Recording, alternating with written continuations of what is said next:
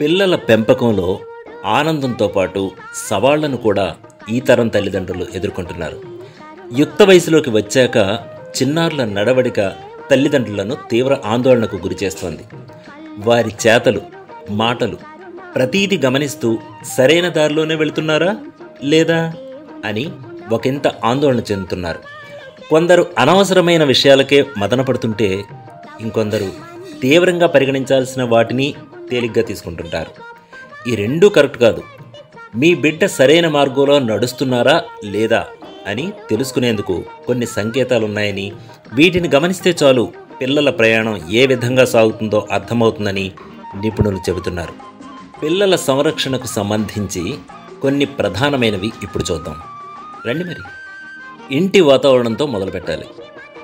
పిల్లల వ్యక్తిత్వం, వికాసం, అభివృద్ధిలో ఇంటి వాతావరణం అత్యంత కీలకం. పెద్దలను అనుకరించే చాలా వరకు పిల్లలు నేర్చుకుంటారు.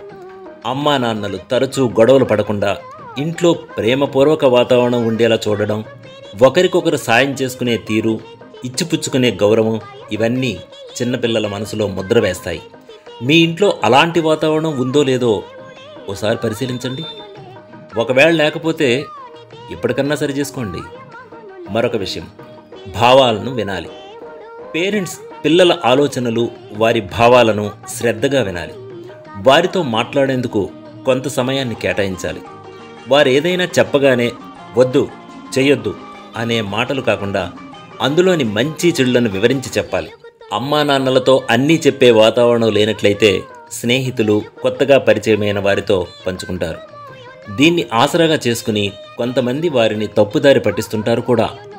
ఆ అవకాశం ఇవ్వద్దంటే ఏ విషయమైనా ఇంట్లో మాట్లాడుకునే వాతావరణం ఉండాలనే విషయం గుర్తుంచుకోండి. మరొక విషయం, స్వీయ క్రమశిక్షణ. కొద్దిమంది పేరెంట్స్ క్రమశిక్షణ పేరుతో కఠినంగా వ్యవహరిస్తుంటారు. ఏదైనా పొరపాటు చేస్తే శిక్షించడం కంటే మార్గనిర్దేశం చేయడం అనేది ప్రధానం. శిక్షించడమో భయపెట్టడమో చేస్తే మీ సమక్షంలో భయపడుతున్నట్లు నటించి ఆ తరువాత ఇష్టారీతిగా వ్యవహరించే అవకాశం ఉంది. కాబట్టి సానుకూలంగానే వారిని దారిలో పెట్టే ప్రయత్నాన్ని చేయాలి. ఇక మరొకటి, చదువే ప్రామాణికం కాదు. చదువుల్లో ముందుంటే సరిపోతుందా చెప్పండి. చాలామంది తల్లిదండ్రులు దీన్నే ప్రామాణికంగా తీసుకుని ఇతరుల కిడ్స్తో పోలుస్తుంటారు. నేర్చుకోవడంపై విద్యార్థి ఆసక్తి ఏ మేరకు ఉందనే విషయాన్ని గమనించాలి. వారి ఉత్సుకతను గుర్తించి ప్రోత్సహించినట్లయితే మంచి విజయాలు సొంతమవుతాయి. ఇంకొకటి, సామాజిక నైపుణ్యాలు.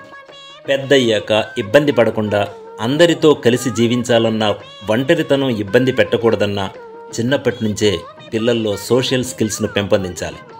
ఇతరులతో ఏ విధంగా మసులుకోవాలి, సామరస్యంగా ఎలా మెలగాలి అనే వాటిని పెద్దలను చూసే నేర్చుకుంటారు. ఇక చివరిగా, అభిరుచులకు పదును పెట్టాలి.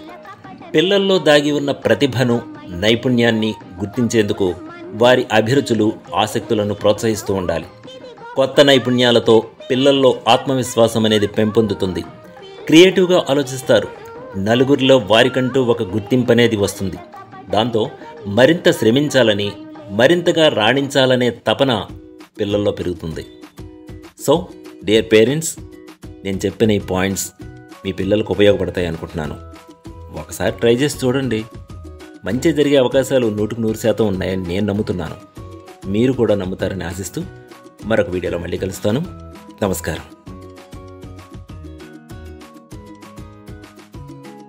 లైక్ చేయండి, కమెంట్ చేయండి, షేర్ చేయండి, సబ్స్క్రైబ్ చేయండి. నమస్తే.